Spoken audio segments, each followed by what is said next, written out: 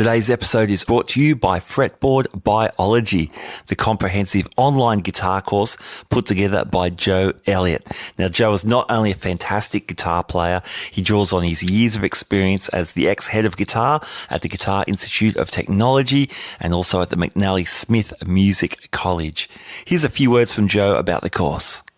If you're tired of wading through hundreds of random guitar videos and just want to become a better player, Fretboard Biology is your answer.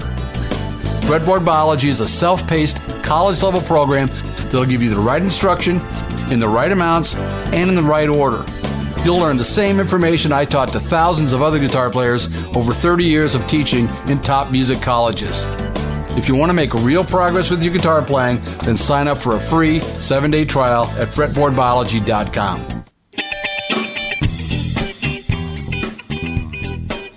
Hey everyone, Matt Wakeling here. You're listening to the Guitar Speak podcast. This is the show that I produce in Sydney, Australia, my hometown. Been doing it since 2016 and I get to speak to heaps of great guitar players and guitar people like luthiers, producers, documentary makers, authors, that kind of thing. Having a good time doing it. Thanks so much for joining me on episode number 199. Today I'm talking to a fellow Sydney-sider, singer-songwriter, multi-instrumentalist and killer guitar player, David Agius.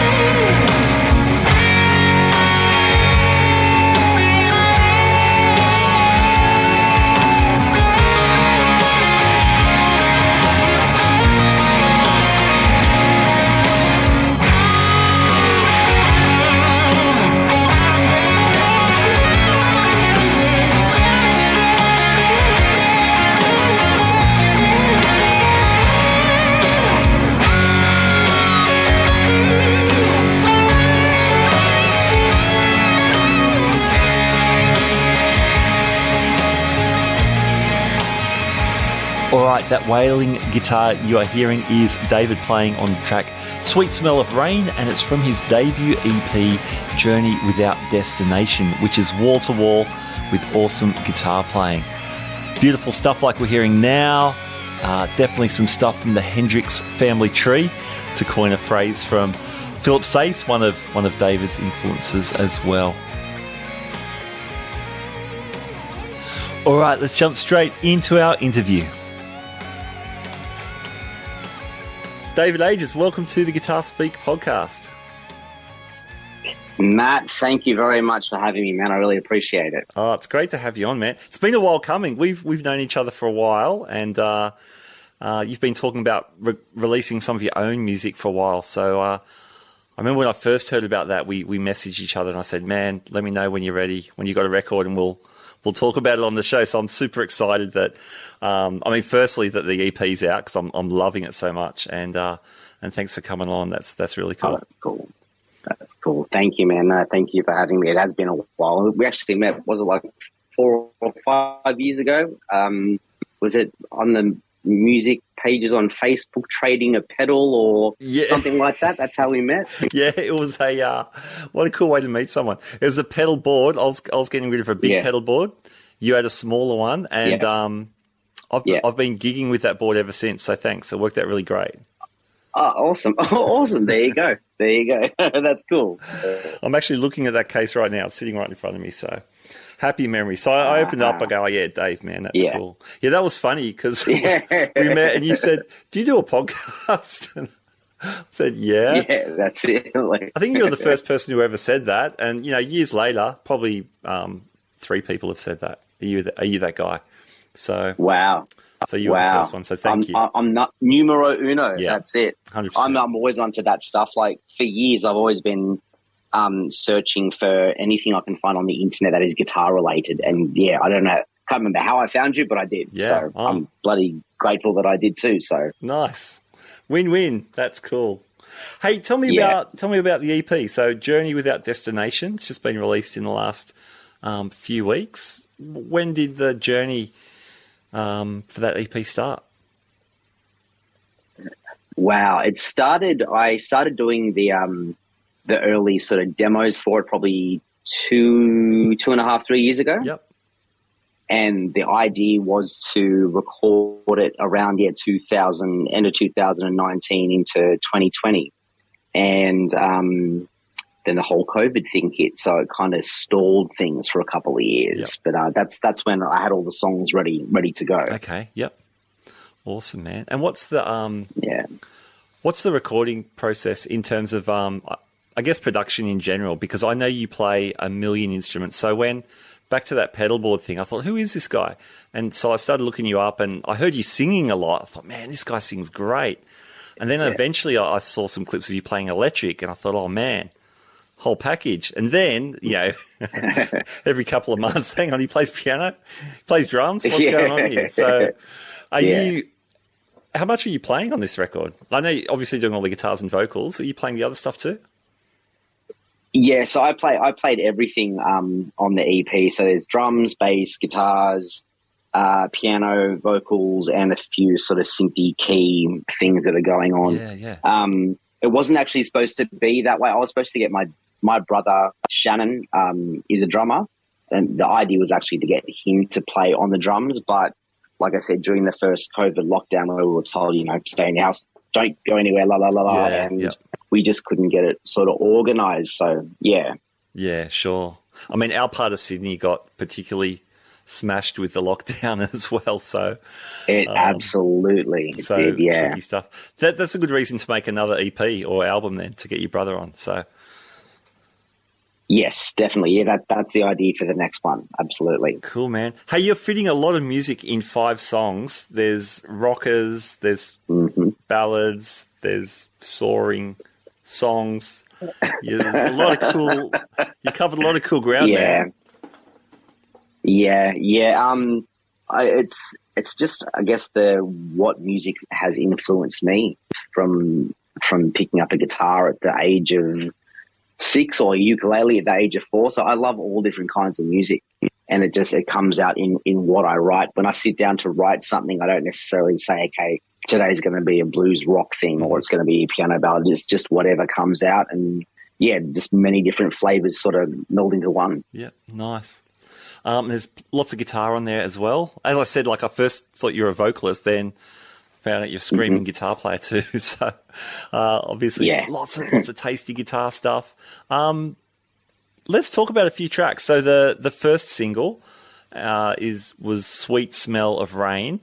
And man, beautiful song, and not one but two, ladies and gentlemen, 2 killer guitar solos. Yeah, gotta have 2. Got to. I'm a big fan of the outro solo as well. It just keeps going and going. That was cool, beautiful. Yeah, that actually went for probably 2 or 3 minutes longer than what we hear. Oh, really? So it's I just kept going with that as the edited sort of version. Obviously, I can't go on forever with stuff like that, but the original one had probably another 2 or 3 minutes on there, and I just had to choose the optimum part of the song to fade it out and end it. Yeah. Oh, it's cool, man. I love the long fade out solo rules. It's so good. Maybe cool. Maybe you can have an outtakes album that comes out later with the extra minutes. Yeah, it'll go for 5 hours. Yeah, I'd buy it. I'd buy it, no problem. Oh, cool. What do you what guitar are you playing on that? Because that's a really really soaring, singing kind of tone. Yeah, that funny story about that. So all the guitars, all the tracks I've got a PRS Custom 24. Yep. So that was clean dirt guitars and the solo. And I just as I'd finished recording the album, I was moving house, and it was the only song I didn't get to listen back to properly. Moved house, set up the studio again, and realized that all the clean guitars were out of tune. Okay. Which was a bummer. So I actually grabbed, what was it? A guitar from Artist Guitars here in Sydney. It was one of their sort of Strat style copies, and used just some really good guitar plugins or emulations in the software, and redid the clean guitars on that. Oh, okay. They sound great, man. Yeah. I probably spent a lot of time, I'd say easy 2 or 3 hours trying to get a really good sound, with the multiple combinations you can have of, miking cabinets and all that kind of stuff to try and get it sounding as realistic as possible. So, clean guitars is the artist guitar. Yep. Dirty and the solo is my custom 24 PRS. Sounds great. Am I right in hearing some feedback on somewhere on that track? Yes. Yeah, there definitely was. Absolutely. So, that was, it was recorded very loud, and I'm lucky that I had the space to do that. So love it. I love hearing feedback on a record, because it means there's a guy or a girl standing next to a loud amp having a good time. Yeah. Yeah. I had a good time. I don't know if the neighbors had a good time, but I definitely had a good time. That's great. So, I gather you're using your amp for some stuff, and you're going direct for other things. The majority of the stuff was mic'd up amps. Besides the clean guitar on that, the last track actually, which is "Don't Be Afraid." Yeah, cool. That guitar there is actually directing and using the emulation software again. Okay, cool. That sounds great. That's a gospel kind of vibe. Yes, that one there. That's the one. Yeah. Love that. Actually, my notes are very cool guitar tone, but then I wrote that on every song, so, Cool. Thank you. Is that more of a strat thing going on with that track? No, funnily enough, that's the, again, artist guitars. It's what was it called? The 58, which is, I guess, their version of like a 355 style guitar. Yep. Like semi-hollow body thing. Yeah. I did start with the Strat, and I wasn't getting what I wanted out of it. And as soon as I plugged that guitar in, I was like, yeah, that's it. That's what I'm going to go with. Yeah, nice. Sounds cool, man. Funny. I'm hearing a Strat-ish sort of thing there, and it's. Oh, there you go. It's the other side of the world. Mm. The song "Coming Home," that's probably my favorite track. That is ferocious, man. Oh, cool. Yeah, that was awesome to record. I had heaps of fun with that.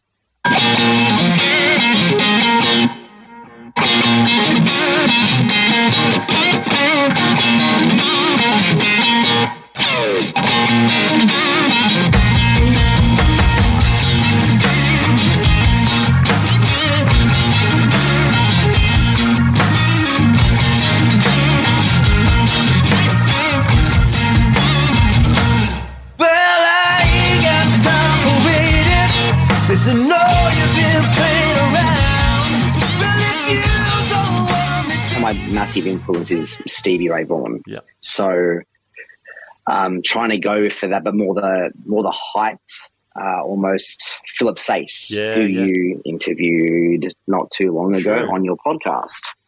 That's where, So he was. So that was a huge influence for that song after hearing Philip play, and that was done on a Tokai Silver Star.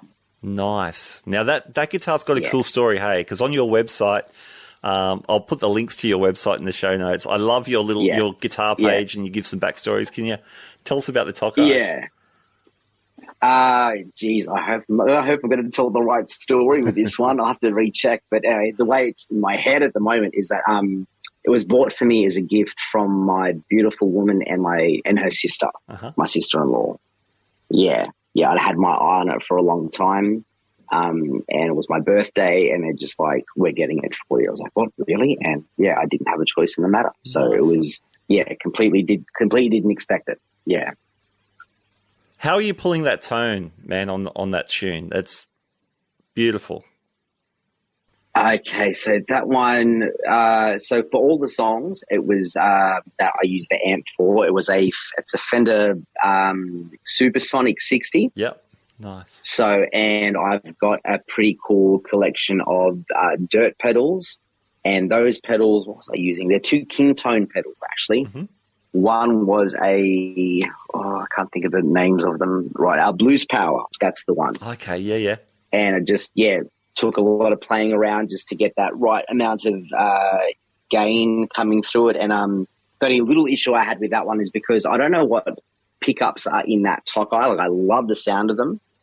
But they're maybe ceramic, because if you get close enough and you talk, you could actually hear your voice coming through the pickups. Okay. Yep. So they're really prone to feeding back. Yep. So I think literally the room I was recording in was probably about 9 meters long, and we will literally amp at one end and me right at the other end. So I got that sweet spot of where I wanted it volume-wise, but yeah, I couldn't stand anywhere near it because it would just squeal. So, but I still got the tone I was after anyway. Great. So it worked out in the end. Yeah, cool. I dig that Kingtone stuff. And what's your other Kingtone pedal?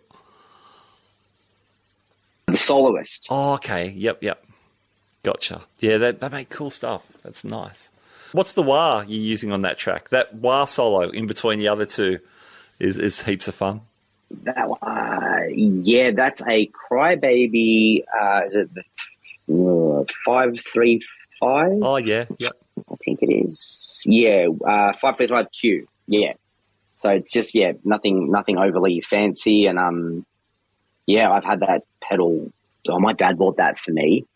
This is how long I've had it. When I was 16. Okay, nice. So she's an old girl. Yeah, love it.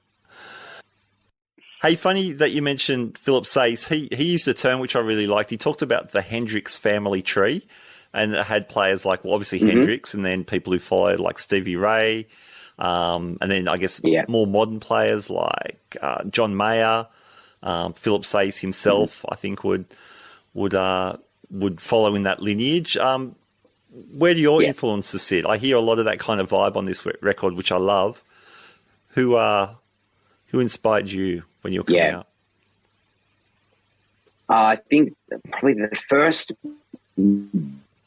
biggest influence as a kid would have been Chuck Berry, because I guess that was the stuff the rock and roll stuff my dad was listening to. Yep. So I went from Chuck Berry and then I went through the Dire Straits period, so Mark Knopfler. And after Mark Knopfler, I owe it to my girlfriend I had at the time in year 9 or year 10 high school. Her dad introduced me to Gary Moore and Stevie Ray Vaughan. Okay. And once I hit those two, I was like, yeah, this is heaven. This is where I want to be at. Yeah. This episode is brought to you by Fretboard Biology, the comprehensive online guitar course put together by Joe Elliott, ex-head of guitar at the Guitar Institute of Technology and the McNally Smith College of Music. I was one of the beta testers for the course and can say as a music educator, I was really impressed by the logical sequence of learning. The course has also been endorsed by players such as Brett Garsed and Greg Koch. For more details, check out the links in our show notes. You mentioned your dad. You started really young. Hey, when you talk about the Chuck Berry records, that's a thing, man. When did you start? My dad got me into music when I was around 5 years old. Okay. So I think I started taking guitar lessons around then. Yeah. And then it progressed to, then him teaching me a few chords here and there, and then typing on a typewriter. Yeah. all the lyrics for songs that I wanted to learn. And it took off from there. So incredibly lucky to have a very supportive dad. Yeah, that's awesome. I love that. Yeah. Were you always singing as well, singing and playing? Yeah, it was both things. I guess before the learning of the instrument started, my dad was a huge Elvis fan, so there was Elvis stuff, and I can just remember like seeing it on the TV and seeing pictures of this guy who I knew sang and always had the guitar in his hands, and that's who I wanted to be when I was 5. So it was always both. It was inevitable. That's cool. You ended up doing some pretty cool stuff as a kid. I've seen pictures of you busking at Tamworth, on TV shows, talent shows, all that kind of stuff. Yeah. Lots of cool stuff. Once again, thanks to thanks to my dad. He wasn't your typical stage parent, because I guess it worked in our advantage. He just looked for opportunities for us kids to get out and play music. So Tamworth Country Music Festival being probably the easiest because of the busking out on the street. Yep. And then getting us into talent quests. And then from Talent Quest, I went to TV shows like Bert Newton's New Faces, even Red Faces on Hey Hey It's Saturday. Yeah. So yeah, many really cool, interesting, and fun things to look back on throughout my life. And just I owe a lot to Dad for really just supporting me and my two brothers as well with that stuff. Yeah, cool. Tell me about doing the Bert Newton show, the New Faces, his show wasn't it? Yeah. Yeah. How old were that you? one. I think I would have been 9. Yeah, probably 9 years old. Yeah. The first one. Yeah. Yeah. And that was a whole experience in itself because we lived in Sydney, then we moved down to the south coast to Batemans Bay. And obviously nearly every opportunity we had to travel, which was always back up to Sydney for stuff. And then we found out that was actually down in Melbourne. So that was the first time on a plane and, getting to experience the TV cameras and the studio and all that kind of stuff. So it really opened our eyes to exactly what goes on behind the scenes with all that. Yeah. And Red Faces, so that was on Hey Hey, which had a killer band. Yeah, they did. What was that about? How'd you get onto Red Faces? And what did you do? So Red Faces is more, how do I explain this? So I guess Dad saw the opportunities we had as kids at that specific age bracket where you were considered cute. Yeah. So he used to get us to do a lot of comedy and funny songs, which we enjoy doing too. Yeah. And we were actually mentored quite a bit by the Aussie country ballady John Williamson. Oh, wow. So we performed, he's got a lot of comedy sketches that he used to perform live. So we ended up doing 2 of his songs for Red Faces because, they're after the humor thing. And then if not, if you're a kid and you're half cute, then they're after that kind of stuff. Yeah. So we're lucky we fit into both those categories for a few years. Yeah, right. Did you get the gong from Red? Yeah, we did, and it scared the absolute what out of us because it was my younger brother and I performing a duet. And it's funny because I remember we've talked about it heaps of times. You're on stage or on the in front of them doing your song, and out of the corner of your eye, you're always looking over to the gong to see when he's going to stand up and hit the thing. And even though you can see him walking over, it still scared us to, what. So, yeah. Oh, man. Yeah. Oh, well, that's a nice claim, though, to be gonged by Red. That's cool. Yeah. Yeah, absolutely. Yeah. One of the shows we had, whoever they were at the time, Portia de Rossi and Kate, someone who were in one of the biggest movies in Australia at the time, and they were models.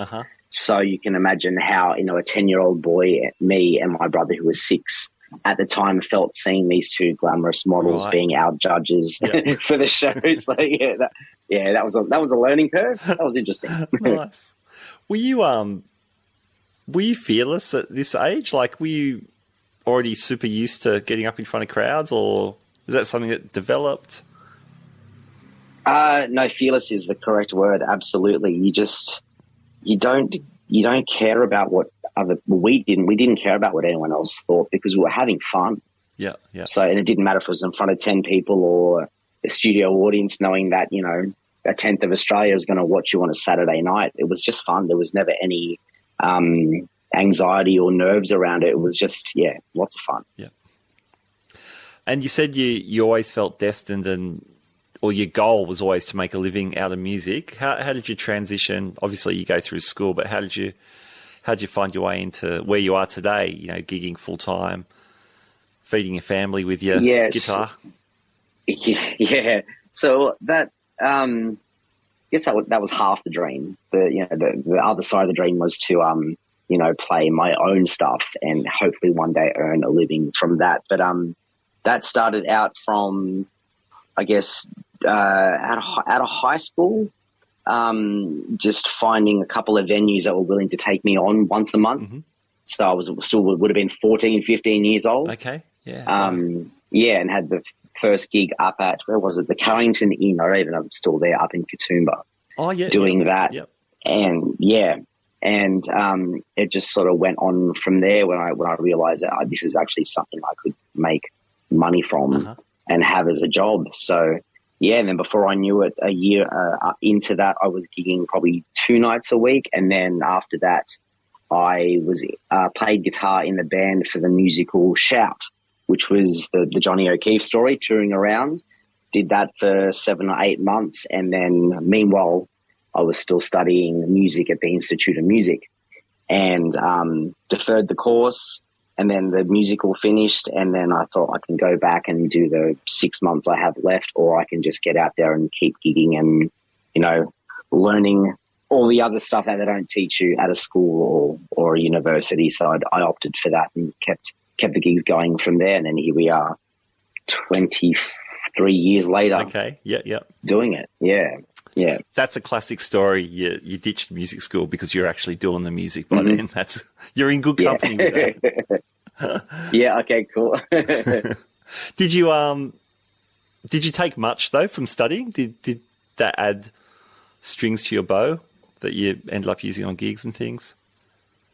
To be honest, not really for the gigs. Mainly, maybe for things like. Learning songs for the gigs and all that kind of stuff. Like I was always into theory as a kid. I did classical lessons and got up to grade 6 with classical guitar. Oh, wow. Awesome. So, yeah, it was something that, the theory side of it really helped. There wasn't much performance stuff sort of going on. So that was just something you had to, learn as you went, so to speak. Right. Yep. Cool. And so where we are today, it's late March 2022. Gigs are coming back in after a pretty tough couple of years. What's the future look like for this EP in terms of like playing gigs, putting a band together, or writing more music? What's the goal with your solo stuff? Definitely writing more music and recording. I've got a lot of songs that are ready to go to be recorded. Yeah. I would have liked to have gotten out and did a few sort of live shows here and there after the release, but I guess with the current climate of sort of the world sort of creeping back out again and getting this whole sort of new normal we have, and still battling to get my regular work back, it's just not sort of feasible right now. So I've just had to sort of let that go and organize it properly for the next release and make sure that I can get out there and do some gigs to support the music that's out there. Yeah, cool. Awesome. And David, what's the best way for people to keep up to date with what you're up to? I have social media stuff. So my website is davidagius.me. Interesting spelling. It's a Maltese surname. So DAVIDAGIUS.me. That's my website. And I'm also out there on Facebook and Instagram. And I've got a YouTube channel as well. But through all those platforms, you'll be able to see where gigs are, what's happening with original music, et cetera, et cetera. Yeah, sounds good. And I'll add a bunch of those links to the show notes as well. I always like your gig updates on Facebook or wherever. You often, it's, especially for a musician, like there's some funny stories about the lug-in or what you're doing, which every musician can relate to. So that's always fun too. So I like this story. Yeah, there's always going to be a bit of humor involved. At the end of the day, we're gigging musicians and I'm playing other people's music, and I'm very fortunate that, I get to do that like you when you go out and do your thing with the bands that you're in. Mm-hmm. We're so incredibly lucky to play music and get paid to do it. I don't take it too seriously, and humor, definitely has to be involved with all that stuff. Nice. Cool. Dave, is there anything else we could be talking about or plugging of your stuff? Maybe if just people can sort of, if they're interested in obviously the music that's been released on, iTunes and Spotify, or just to even plug the YouTube channel, just to go and check out some songs and clips that I've done maybe. Yeah, sure. Cool. All right. And Dave, the EP itself, Journey Without Destination, where can people grab that? Mm-hmm.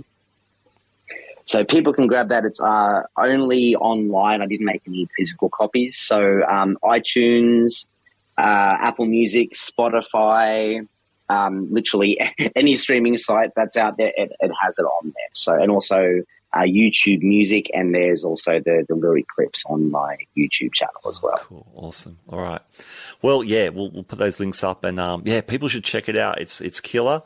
And man, thanks so much for coming on the show to talk about it. I've been looking forward to this for a long time, and the EP itself, and I'm just stoked it's out, and really enjoyed catching up with you about it. Awesome. Thank you, Matt. Likewise. And thank you for having me on, and what a brilliant podcast. Like, it's enjoyable, it's informative, and people have to check this out. You know, the to be a guitarist, any kind of musician, just check out Matt's podcast. It's fantastic. Cheers. Thanks, man. All right, there you go. David Agius on the Guitar Speak podcast. Thanks for the kind words, David. Thanks for the killer EP. Check out the links in the show notes. Now, with David's permission, I'm going to play some more excerpts from the EP. We're going to check out the solos from Coming Home any minute now. Man, check out the vocal, though. This guy's killing it.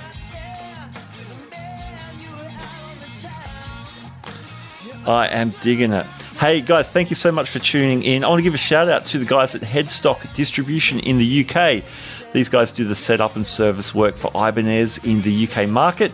So big hello and much love to Ray, Abham and Dave the Vampire. Thanks for the very kind note following the Guthrie Govan interview. And these guys listen to the podcast while they're working. That's super cool. Thank you, guys.